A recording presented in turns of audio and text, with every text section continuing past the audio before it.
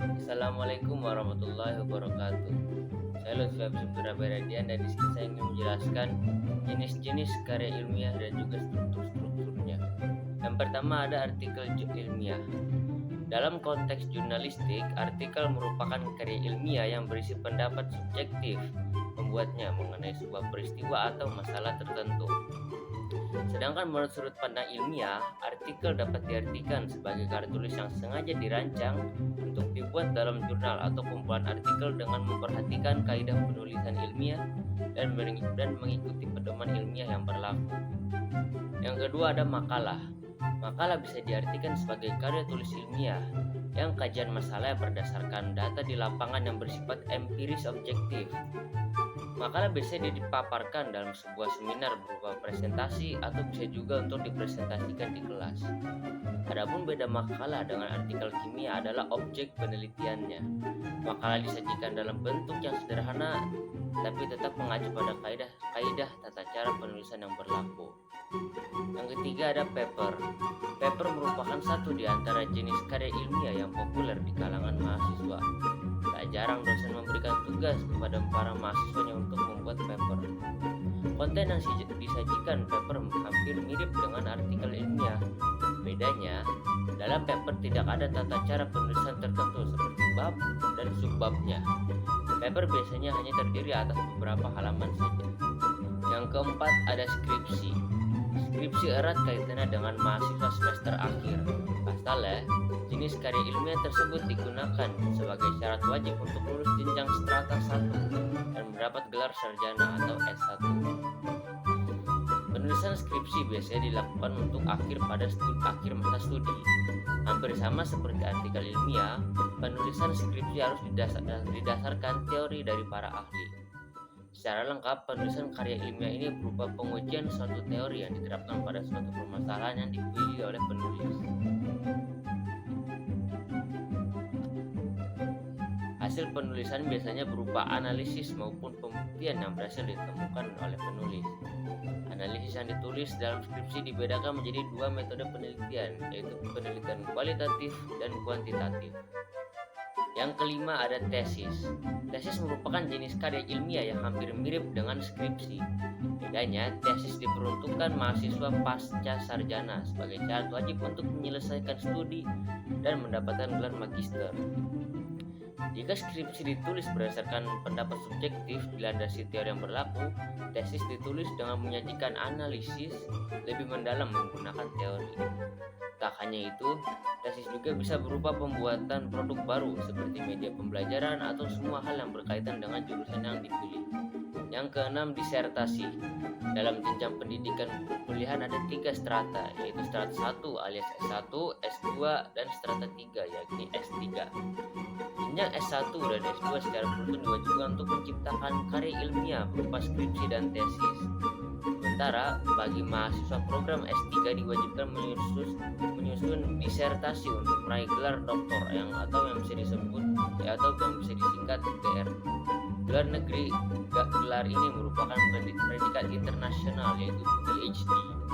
Dalam penulisan disertai harus berdasarkan pada penemuan atau teori baru yang dicetuskan si penulis.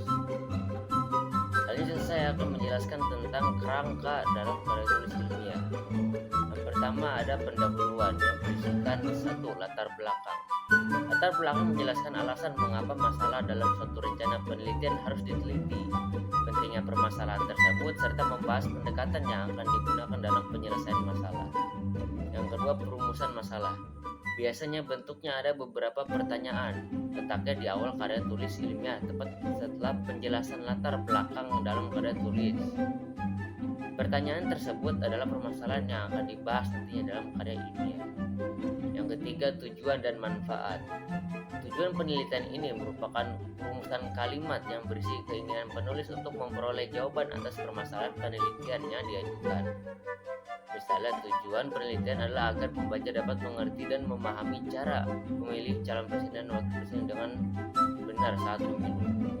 Sedangkan manfaat penelitian adalah dampak dan dari pencapaiannya tujuan. Contoh, anggap saja judul penelitiannya adalah pengkajian terhadap kesalahan dalam proses memilih adanya golput dalam pemilu.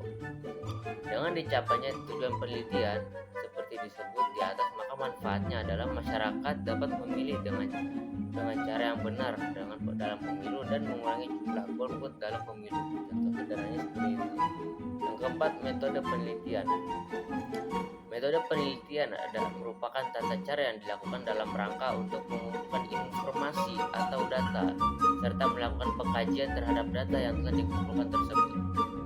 Metode penelitian yang dapat digunakan dalam metode penelitian kualitatif seperti metode penelitian kuantitatif tergantung bidang apa yang ditulis, seperti penelitian hukum, maka digunakan penelitian normatif dan penelitian empiris.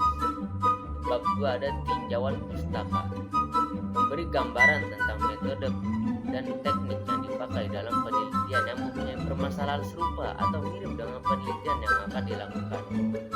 Mengungkapkan hasil dan metode penelitian dari pustaka lain yang mungkin belum diketahui dalam meneliti hal serupa. Intinya di sini berisikan fakta-fakta yang ada dalam berbagai referensi atau pustaka yang berkaitan dengan judul penelitian. Di bab 3 ada hasil dan pembahasan. Berisi penjelasan atau uraian tentang hasil penelitian yang mencakup segala aspek terkait dengan penelitian, dan pembahasan membahas keterkaitan faktor-faktor dari data yang diperoleh.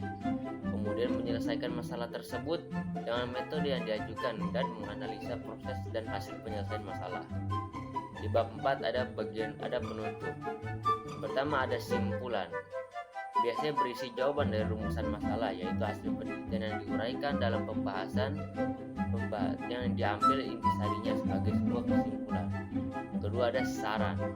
Dikemukakan dengan mengaitkan temuan dalam simpulan dan usahakan menyertakan jalan keluarnya. Bagian-bagian yang disebutkan saya tadi merupakan bagian-bagian inti saja dari kerangka ilmiah.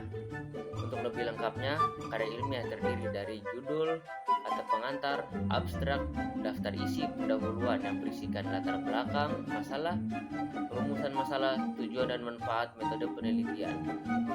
Yang keenam ada tinjauan pustaka, dan juga yang ketujuh ada hasil dan pembahasan. Yang kedelapan penutupan yang berisi simpulan dan saran. Yang